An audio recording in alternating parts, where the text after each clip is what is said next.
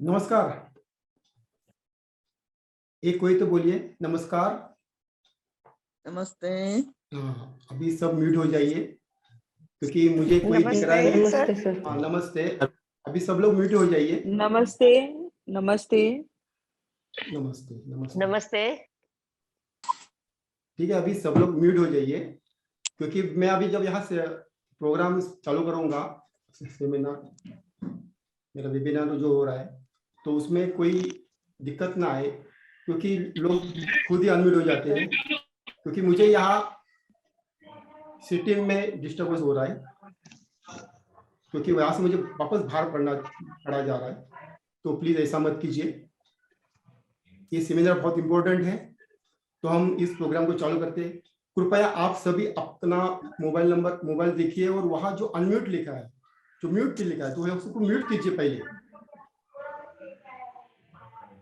क्योंकि मैं यहाँ वो प्रोसेस करने के लिए जाएगा। क्योंकि ये थोड़ा हमारा क्या हुआ है कि हमने ये हमारा जो वेबिनार है, ये जूम मीटिंग है, ये हमने एक फ्री में लिया था और बाद में हमने पेड वाला लिया है, तो उसमें वो सारा सेटिंग है। तो आप टेंशन ना लें, तो मुझे सपोर्ट कीजिए ये प्रोग्राम बेहतर करने के लिए।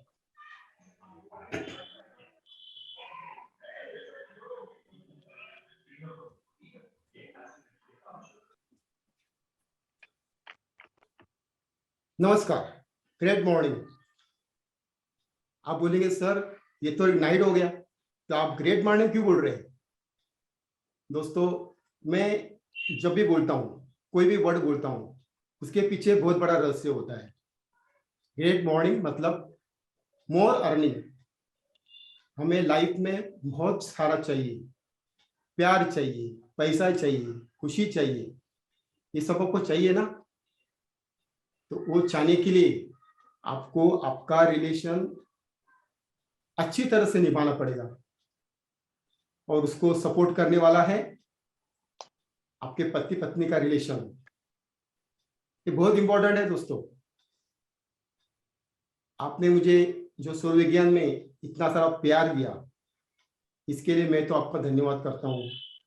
आप मेरे लिए अभी इतना समय निकाल कर बैठे हैं, इसके लिए मैं आपका बहुत शुक्रगुजार हूँ। सच में आपने ये जो प्रोग्राम देख रहे हैं, ये आपके लाइफ में बहुत कुछ देने वाला है, क्योंकि ये सौर विज्ञान इतना सारा अमेजिंग सीक्रेट है, छोटी छोटी बातें उसके अंदर है, पर हम ध्यान नहीं देते। ये सब कुछ है उसके अंदर, और वो पाने के लिए आपको सब जानना पड़ेगा, आपको आपके साथ रहना पड़ेगा, आपको आपके फैमिली के साथ समय देना पड़ेगा।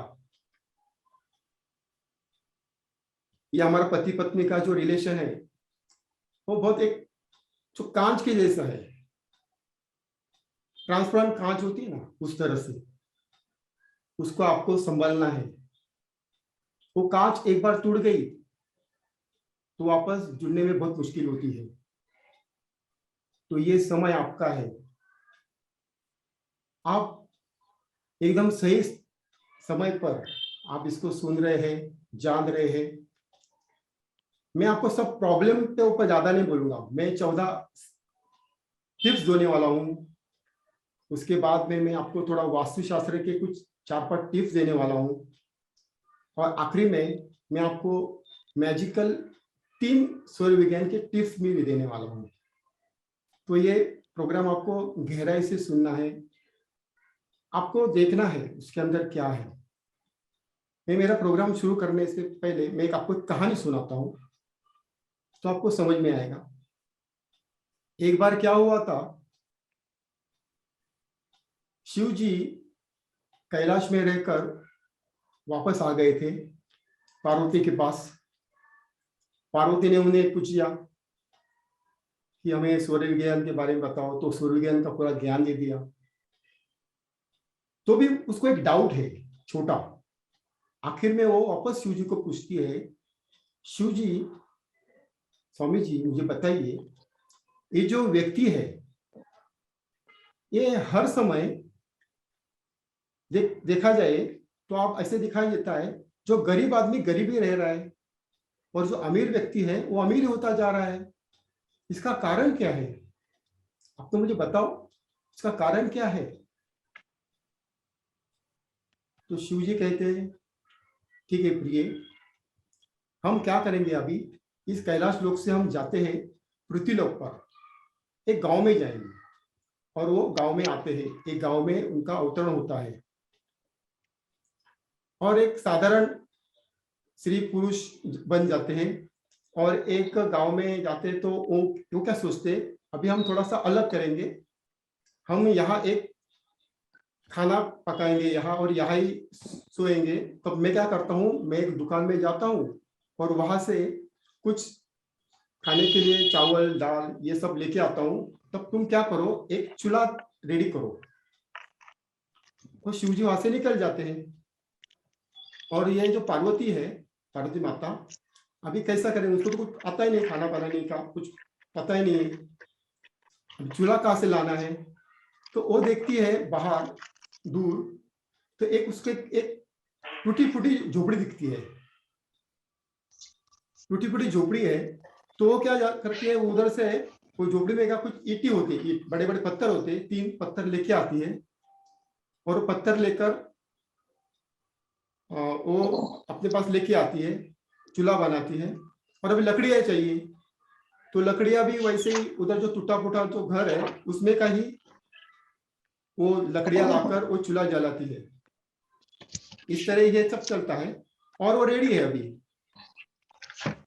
और अभी क्या हुआ, शिव जी वहां से वापस आए, वो सब चावल वावल लेके। उन्होंने कहा ये कहाँ से लाया, वो झोपड़ी से, और ये पत्थर कहाँ से लाया, वो वहां से लाया, ऐसा क्यों किया आपने? नहीं वो तो टूटा हुआ था ना घर, तो इसलिए हम उधर से वो निकाल के लाए, और जो लकड़ियां थी वो भी उधर की लेके आए। चलो अभी वो क्या करते, वो क्या बोलते, अभी आप पैकेज करो, आप अभी चलो कैलाश। और वो कैलाश निकल जाते हैं। और वो पार्वती बोलते क्या हुआ? आपका सवाल का जवाब यही था, जो बिगड़ा हुआ होता है उसको आपने संभाला नहीं तो हर बार बिगड़ जाता है। उसका उदाहरण है, आप आपने वो जो बाजू वाला जो एक घर था अच्छा वाला था, तो उस घर के अंदर क्यों नहीं गई आप? वहां से ईटे क्यों नहीं निकाली?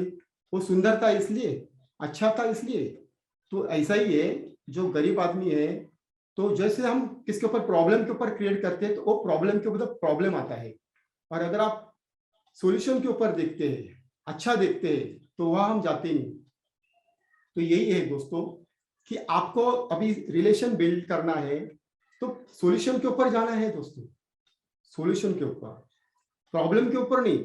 अगर प्रॉब्लम के ऊपर ज्यादा फोकस करोगे, हर बार बार उसके बारे में सोचोगे, वही हम मन माइंड में उसको हर बार याद करेंगे, तो क्या होगा, आपके प्रॉब्लम बढ़ेंगे ना।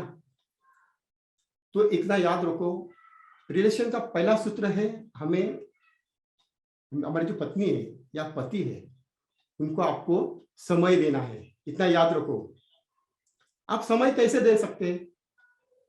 तो समय ऐसा दे सकते हैं कि देखो, आप समझो जॉब से आ रहे हैं या किधर से ड्यूटी से आ रहे हैं, समझो आपने कुछ लाया है या नहीं लाया है, या घर में कोई, घर में पत्नी ने समझो कोई सब्जी लाई है, तो उसको वो काटने के लिए मदद करो थोड़ा बहुत, क्योंकि वो दिन रात काम करती रहती है। पत्नी का काम थोड़ा नहीं है, बहुत कुछ काम है। हमें लगता है कि हम 8 10 12 16 घंटा काम कर रहे हैं तो हम बहुत कुछ कर रहे हैं, ऐसा नहीं दोस्तों। ये पत्नी हमारे सबसे पहले उठती है, इतना याद रखो, सबसे पहले। और रात को भी सोती है और सबसे देर रात तक सोती है। कितना मल्टीपल काम, सब झाड़ू पोछा, खाना बनाना है, पति को देखना है, बच्चों को देखना है, स्कूल, सबका, यानी सबका टेंशन उसके पास है पूरा। जैसे मैं सौर विज्ञान में बोलता हूँ ना, 90% पावर वो पुरुष ले ही नहीं सकता, उतनी पावर पुरुष के पास कुछ नहीं है। सिर्फ वो डिसीजन देगा, चिल्लाएगा, गुस्सा करेगा। पर पत्नी वैसी नहीं है, पत्नी के बाद बहुत सारा प्यार भरा पड़ा हुआ है, तो भी वो नाराज नहीं होती, पर मगर कभी कभी वो दुखी भी हो जाती है। आप क्या कर सकते हैं उसके लिए? आपको उसका कुछ नहीं, थोड़ा सा मदद करो, थोड़ी सी, ज्यादा मत, थोड़ी सी। आप थोड़ा सा उसको हेल्प करेंगे, कुछ भी करेंगे, उसको चाहे तो आप आने के बाद उनको चाय बना के दो, पत्नी को चाय बना के दे सकते हैं कि नहीं, को पानी दे सकते हैं, थोड़ा बहुत ऐसा छोटे छोटे कामों को, ये आपके लिए एक एक अच्छा रिलेशन बिल्ड हो सकता है।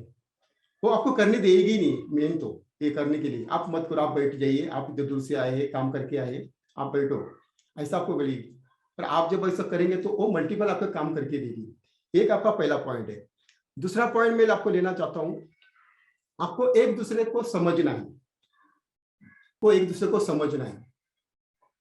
कैसा समझेंगे, आपको क्या करना है इतने ज्यादा को, मैं मेरे प्रोग्राम में बताया था, आपको उनके शू में जाके देखना पड़ेगा। तो आप बोलेंगे चलो उनका चप्पल किधर दिखेंगे, हम चप्पल उसके पहनेंगे, वैसे नहीं दोस्तों, शू में जाके देखना पड़ेगा। इसका मतलब आपको उनके नजर में जाना है, उनके अंदर जाना है, और वो क्या सोच रही है, या पति के बारे में, पत्नी होगी तो पति के शू में जाके देखना है। अरे हाँ, ये कितने सारे काम करते, कितने सारा उनका काम है, 12-12 घंटे काम करते हैं, इतने सारा ट्रैवल करके जाते हैं, इतने सारे लोगों से मिलते हैं, कोई ना कोई उनको अच्छे लोग मिलते हैं, कोई लोग बुरे मिलते हैं, ये सब उनके जीवन में होता ही है। पत्नी के बारे में सोचो, पत्नी भी सुबह से काम कर रही है, क्या कर रहे हैं, कितना सारा प्रॉब्लम आ सकता है, ये सब चीजें उनके जीवन में होती है। तो पहले तो उनके शू में जाके देखिए, तो आपको समझ आएगा कि पति का दर्द क्या है, पत्नी को समझेगा पति का दर्द क्या है, और पत्नी को समझेगा कि पति का दर्द क्या है। एक दूसरे को ऐसा आपको समझना है। तो अभी और एक तीसरा पॉइंट में देख देता हूं आपको, कि दोनों में कभी ईगो नहीं होना चाहिए कभी भी। क्या होता है, आज की जनरेशन कैसी है कि मैं बहुत काम कर रहा हूं, अब दोनों भी कमाने वाले हैं ना, पति भी कमा रहा है, पत्नी भी कमा रही है।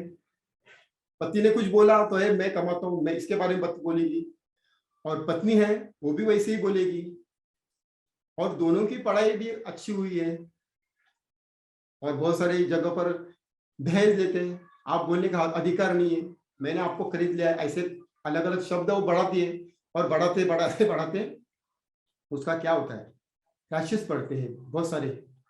तो ये दोस्तों नहीं होना चाहिए। आपको ईगो फैक्टर हो जो होता है ना, वो आपको सीमित होना चाहिए।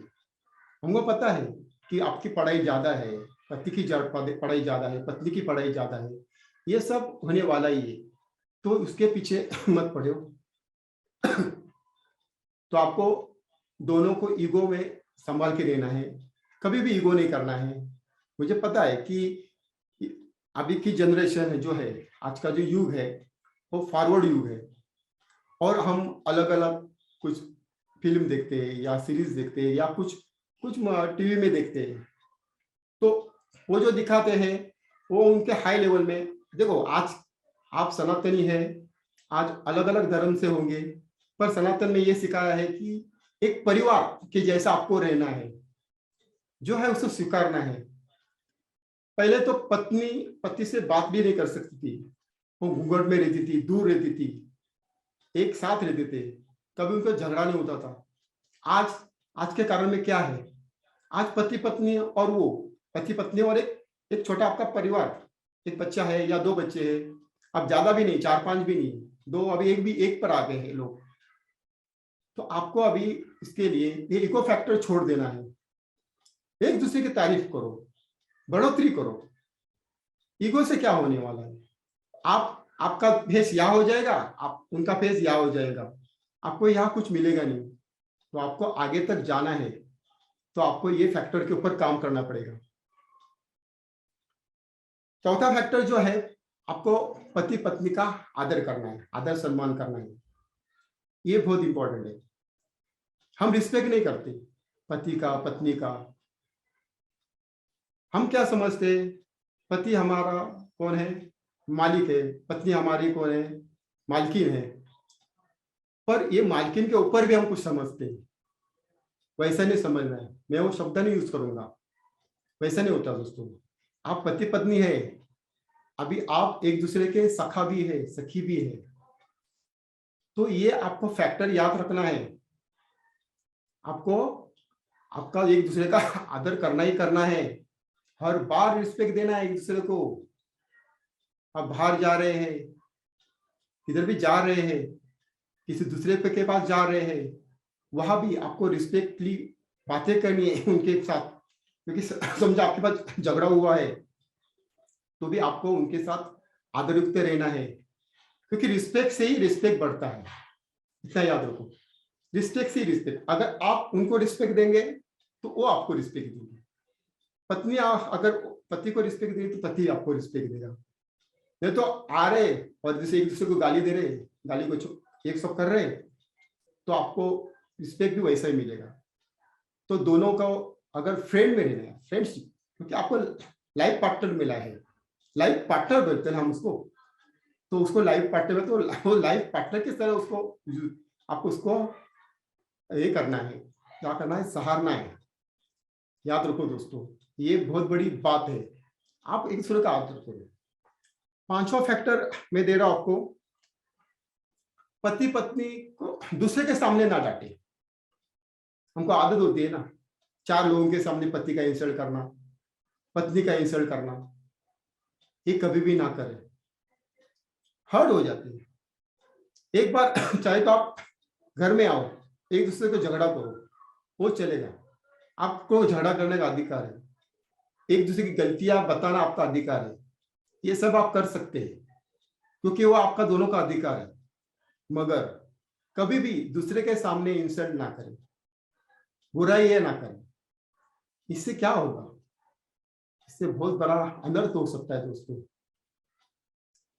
क्योंकि पत्नियां जो होती है ना, वो बहुत कोमल मन की होती है, सब याद रखती है, सब याद रखती है। जब आपका झगड़ा होता है ना, वो सब निकालती है। तो याद रखो, पति तो भूल जाते हैं, बोलकर छोड़ जाते हैं, पर पत्नी को आपको संभालना है, उसको कभी इंसल्ट नहीं सहन ये होता है, कभी वो इंसल्ट किसी का बर्दाश्त नहीं कर सकती ना। आपके उसके मायका के इंसल्ट करके देखो, वो आपके पूरे ससुराल का पूरा खानदान निकल देगी।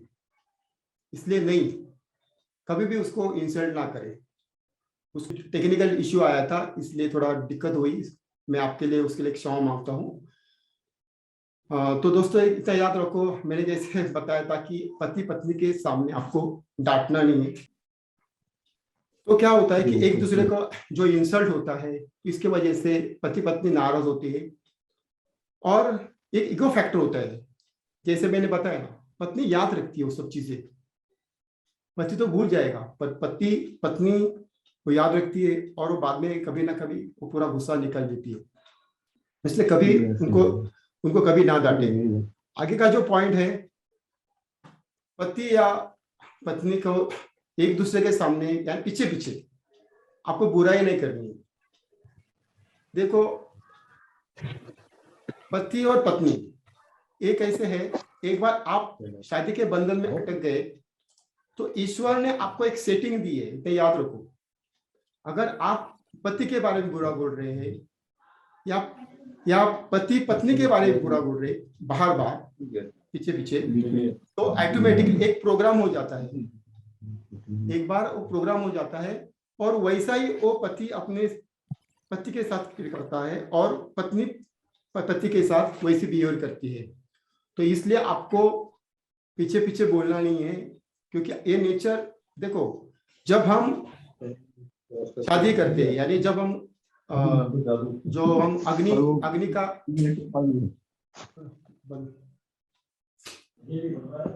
अगर हम अग्नि को हम साक्षी मानकर जब ये प्रोग्रामिंग करते हैं, तो प्रोग्रामिंग छुट्टी नहीं है, तो एक आपका बंधन हो गया है, वहां आप एक दूसरे से जुड़ गए हैं, इतना याद रखो, एक दूसरे से आप जुड़ चुके हैं।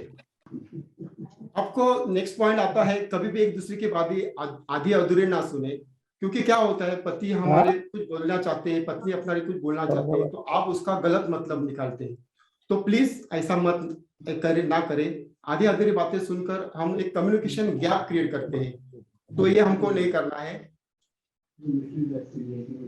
तो इसके लिए मैं आपको एक छोटी सी कहानी बताता हूँ। तो क्या होता है, एक जो आदमी होता है, देखो ये हमें देखो कैसा होता है कि एक व्यक्ति होता है कि वो एक साधु के पास जाता है, तो साधु को बोलता है कि मुझे शादी करनी है। तो वो जो व्यक्ति है वो क्या करता है, ठीक है आप बैठो यहाँ, मैं आपको सवाल का जवाब दूंगा, आप थोड़ा रुको।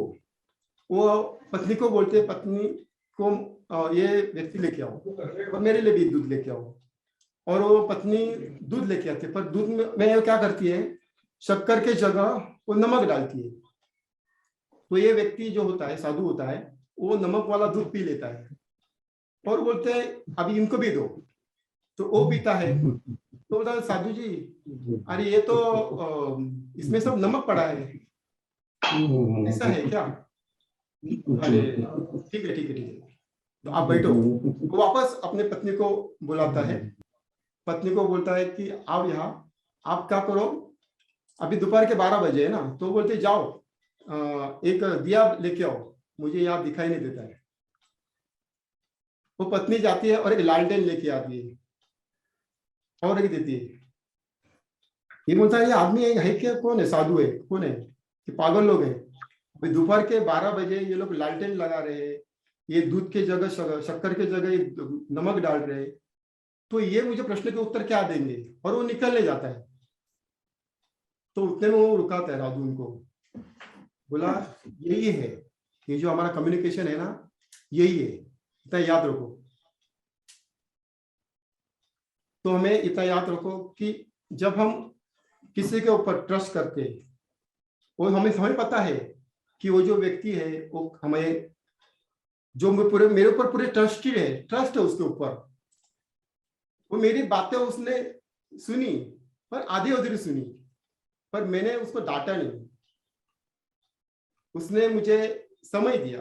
और जब मैंने उसको बोला कि लालटेन बत्ती लेके आओ, वो मुझे बोल सकती थी आप क्या मूर्ख है क्या, पर नहीं, अभी इधर दोनों पे गलती थे, है ना, दोनों की भी गलती है। पहले जगह पे उसने क्या किया था कि उन्होंने शक्कर डालने को बोला था, तो उसने क्या किया, नमक डाला। और दूसरी वक्त गलती किसकी है, पत्नी की गलती है। तो ये जब ऐसा होता है, ये कभी होता है, ये आधा अधूरा सुनने से होता है, पूरा सुना नहीं होगा। जब पत्नी ने कुछ बोला होगा या पति ने कुछ बोला, ये ऐसे बातें होती है। तो इसलिए आपको कभी भी पति कुछ बोल रहा है तो आपको बीच में मत टोकिए, या पत्नी कुछ बोल रही है बीच में उसको ना टोकिए, उनको पूरा बोलने दीजिए। उसके बाद एक आप डिसीजन लीजिए और आप उधर से एक सॉल्यूशन आप क्रिएट कर सकते हैं। अभी देखो, आपकी शादी हुई है, तो आपको जैसे है वैसे आपको उनको स्वीकार करना पड़ेगा। जो इसी भी है, समझो मारने वाला पति है, गाली देने वाला पति है, या पत्नी थोड़ी झगड़ा करने वाली है, ये सब चीजें हैं, आपको पहले उनको स्वीकारना है। अभी हम उनको नहीं बदल सकते, अभी किसको बदलना है, आपको बदलना है। आप अगर खुद को बदलेंगे तो दुनिया बदल जाएगी। आप अगर उनको हाथ को कार्य कर रहे हैं तो क्या होगा, फाइटिंग होगी, फाइटिंग। तो हमको फाइटिंग नहीं करनी है, तो हमको पहले उनको स्वीकारना है। उसके बाद में आगे का आता है, हमें खुद को अच्छा बनाना है। हम खुद को अच्छा कैसा बनाएंगे, जैसे मैं पिछले इसमें क्या बताया मैं कि खुद को अच्छा बनाओ, खुद को प्रोग्राम करो। हम दूसरों को बदल नहीं सकते, हमको बदलना है तो खुद को बदलना पड़ेगा। और आगे जो एक पॉइंट आता है कि हमें क्या करना है, गलतियों का हमें नजरअंदाज करना है, क्योंकि पत्नी या पत्नी गलती करने वाले हैं, गलतियां तो होने वाली है। तो ये गलतियां तो हर व्यक्ति तो है ना, कोई प्योर नहीं होता, कोई एकदम सफाया नहीं दे सकता इसके बारे में। तो आपको एक दूसरे की गलतियां को देखना है। ठीक है, गलतियां हो रही है, शुरुआती में होता है वैसा। मैंने बहुत जगह देखा है, नई नई शादियां होती है, अंडरस्टैंडिंग, अभी जो नया रिलेशनशिप आया है ना, वो बहुत गलत मेथड है, वैसी मेथड नहीं चाहिए। आप जब समझो कोई नया व्यक्ति है, नई शादी होती है, मैं अरेंज मैरिज के बारे में बता रहा हूँ, तो कोई किसी का स्वभाव नहीं पता चलता। ये स्वभाव पता चलने के लिए आपके पास 5 साल जाए थे, 5 साल। अगर आज के जमाने में जो रिलेशनशिप में स्वभाव पहले पता चलता है, तो उनकी शादियां है ना 2 साल के ऊपर नहीं चलती। इसलिए अरेंज मैरिज इज बेस्ट।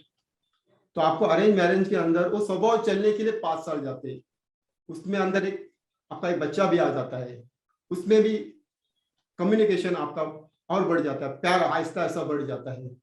तो इसके लिए आपको बेस्ट है कि आपको जब कोई गलतियां होती है, मैंने बताया कि गलतियों के बारे में बोल रहा हूँ, तो ये गलतियां आपको नजरअंदाजी करनी है, करने वाली, क्योंकि गलतियां देखो शुरुआती के अंतर जो गलतियां होगी 1 साल में होगी, दूसरे साल में होगी, पति भी गलती करेगा, पत्नी भी गलतियां करेगी, एक गलतियां एक दूसरे को सुधारना है, इसके ऊपर कुछ दूसरों को ताना मारना नहीं है, इससे आपको कुछ होगा नहीं, तो इसके ऊपर आपको काम करना पड़ेगा, आपको उस गलतियों को नजरअंदाज करना पड़ेगा। एक फैक्टर बहुत इंपॉर्टेंट है, उनको क्या लगता है कि हर बार पति मुझे आई लव यू कहे, पत्नी को लगता है, पति को भी लगता है ऐसा करे, बाहर देखता है, फिल्मों में देख रहा है, गुलाब लाके दे, गजरा लाके दे, ऐसा बहुत सारा उसको लगता है, पर वो भाषा नहीं है प्रेम की। प्रेम की हर एक की भाषा अलग अलग होती है, बहुत सारी अलग अलग भाषा होती है। लोकमान्य तिलक थे, वो अपनी से पत्नी से बहुत सारे प्यार करते थे, उनको क्या लगता था उनकी पत्नी को कि मुझे प्यार नहीं करती, क्योंकि वो कर्मयोगी थे, वो कोई दिखावा नहीं करते थे, वो सब प्यार में उनको घुमाने के लिए लेके जाते थे, सब कुछ करते थे। बाद में उनको समझ में आता है कि उनकी भाषा अलग है, हर एक की भाषा अलग होती है। एक आप बाजू में आके बैठे, आपसे बहुत मीठी मीठी बातें की, वैसा नहीं होता, नजरों से प्यार होता है, न बोल के भी वो लोग प्यार कर सकते हैं, सिर्फ वो भाषा समझने की बहुत जरूरी है।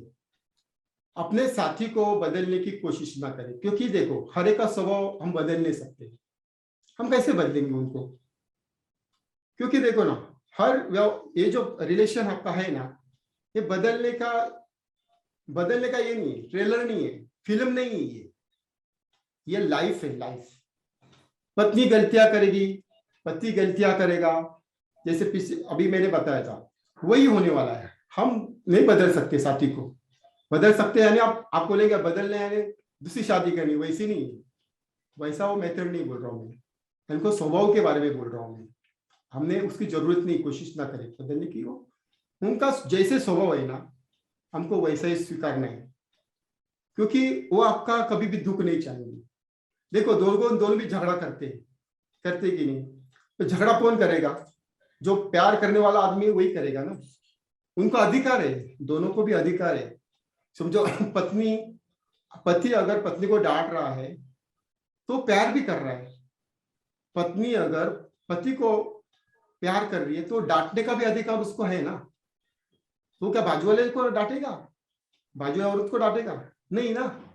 तो आपको ये बात बहुत समझनी जरूरी है कि हम खुद को बदल सकते हैं, हम उसके साथ मिडिल होना है। आप पत्नी का स्वभाव कैसा है तो पत्नी को वैसे करना है, बिहेव होना है। आप पति भी पत्नी का सब चाल जो घर में है उसका व्यवहार कैसा चल रहा है, उस तरह से आपको मॉड्यूलेशन होना है।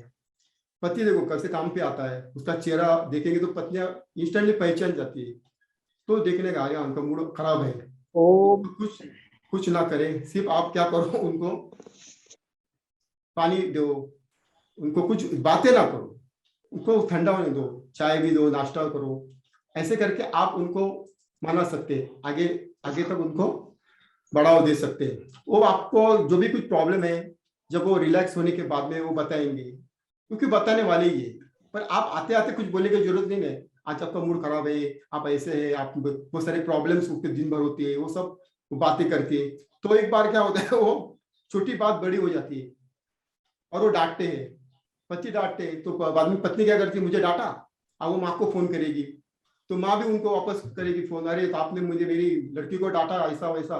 तो ये देखो छोटी बात थी, वो बढ़ते बड़ी हो गई। बहुत लोगों का कैसा होता है, पति पत्नी का जो व्यवहार होता है ना, वो क्या करते हैं, मैसेज के ऊपर टाइप करते, आई लव यू, आप मुझे ये दो, आप मुझे ये मटेरियल लेके आओ, ये कुछ भी चीजें चाहिए तो हम मैसेज के ऊपर निर्भर, ऐसा नहीं करना है, आप फोन करो ना, आप चाहे तो फोन करके भी आप बात कर सकते हैं।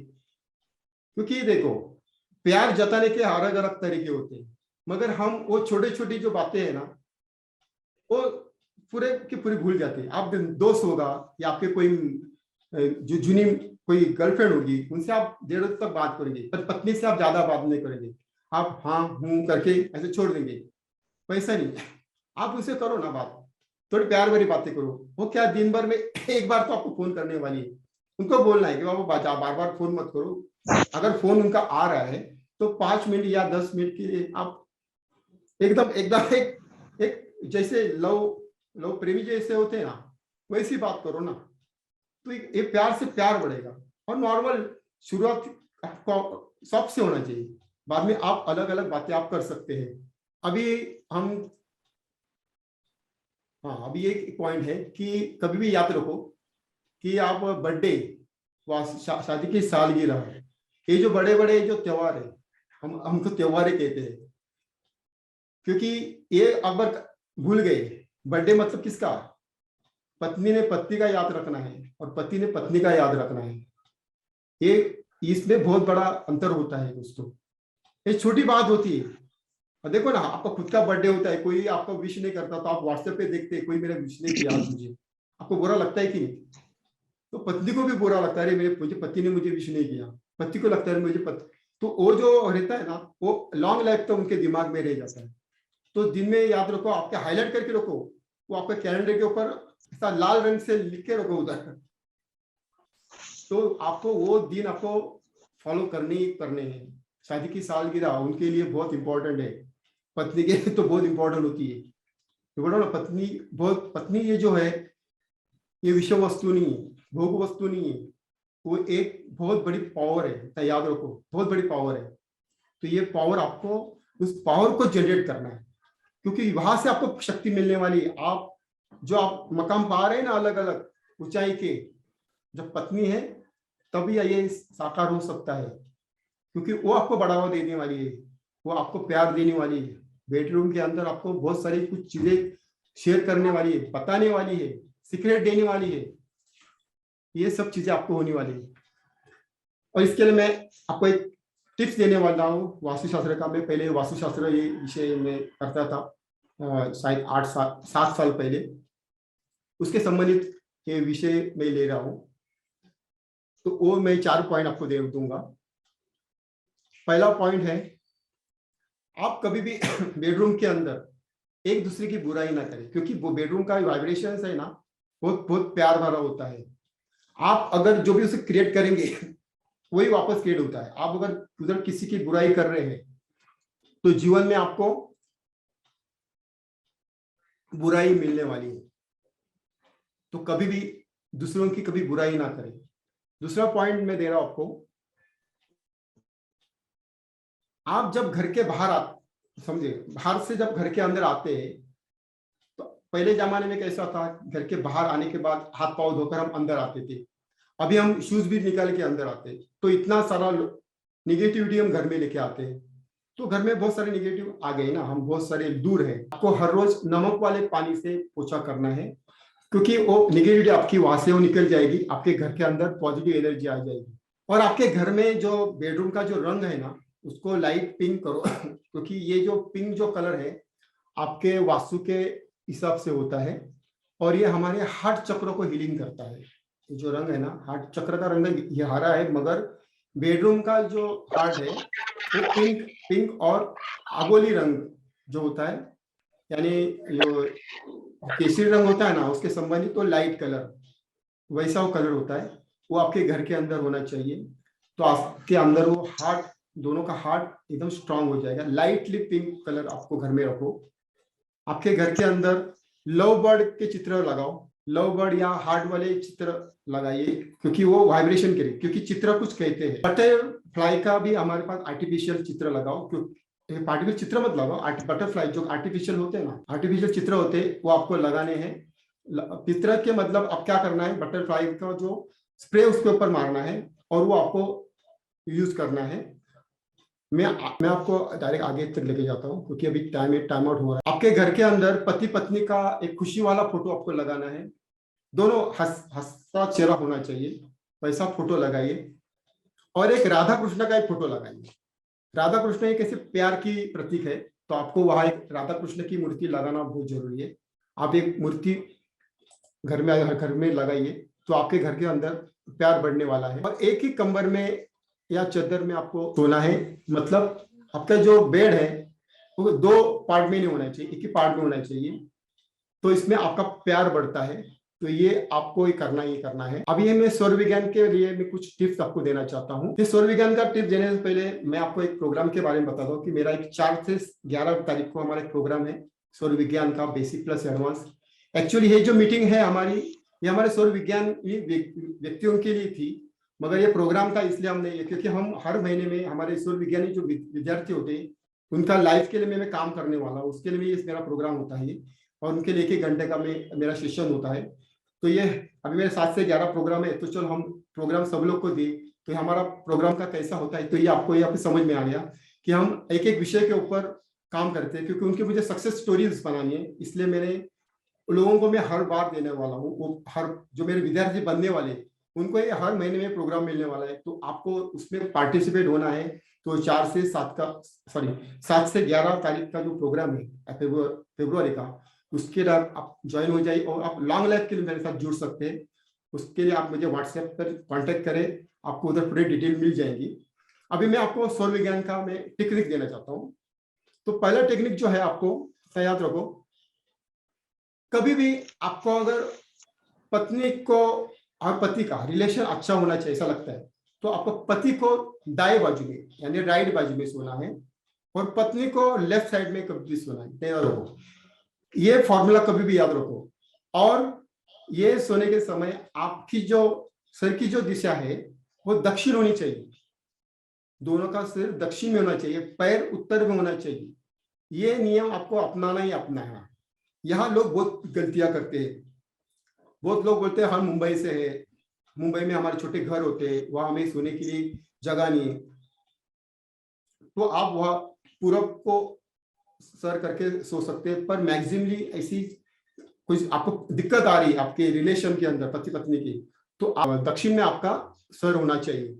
दूसरा में आपको ये बात बताई कि शू में जाकर देखना है, यानी मतलब उनको समझना है। और लास्ट का जो है, लास्ट एक ऐसा पद्धति है कि देखो, पति और पत्नी को अभी अगर आपको एक प्रोग्राम में देना चाहता हूं, आपका रिलेशन में आपको कुछ दिक्कत आ रही है, तो उनको प्रोग्राम करने के लिए आपको क्या करना पड़ेगा, पति को क्या करना है, शुक्ल पक्ष अमावस्या के बाद आने वाला है शुक्ल पक्ष, तो उसमें चंद्र नाड़ी चलती है ना, तो पहली एकम दुकम तीन है, बाद में 7 8 9, बाद में 13 14 15, इसमें जो चंद्र नाड़ी सुबह चलती है ना, तो सुबह आपको चंद्र नाड़ी में उसके ऊपर काम करना है। आपको पत्नी जैसी चाहिए उसके बारे में आपको 10 मिनट बात करनी है, सुबह 10 मिनट तक बोलना है, बार बार बोलना है।